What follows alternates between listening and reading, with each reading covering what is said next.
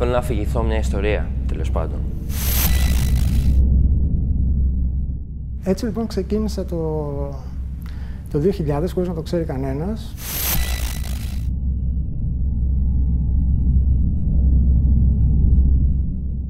Και τον κλώτσισα. Και τον κλώτσισα όμως με μια τρομερή ευχαρίστηση.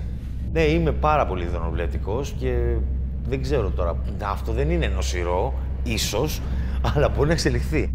Δεν λέω ψέματα. Αποκρύπτω την αλήθεια.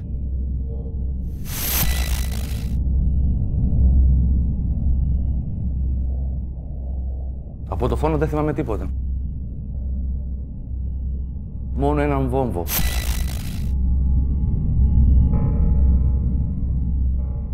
Αρχίζει και λέει η ψυχολογία δεν υπάρχει, η ψυχολογία δεν υπάρχει, 3 φορές. Να που πέρναγε δεν έδινα σημασία, όταν πέρασε έμεινα έτσι. Ότι το χάσα, τέλος, δεν υπάρχει γυρισμός. Η εμπειρία μου με μεγάλο ηλικιωμένο κύριο είναι αυτός ο βρωμερούλης κύριος, οπότε καμιά καλή εμπειρία δεν έχω. Δεν με πήγα σε καθόλου όμορφα μέρη. Με πήγα σε άλλα, σκληρά και σκοτεινά.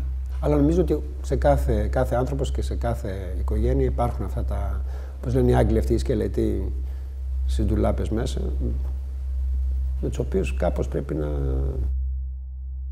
Εδώ τελειώνουν οι συμπτώσεις.